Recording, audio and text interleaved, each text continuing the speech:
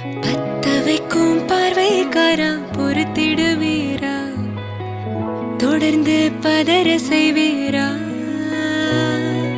சிக்க வைக்கும் செய்கையெல்லாம் நிறுத்திடுவீரா, மனசு இயங்கல சீரா.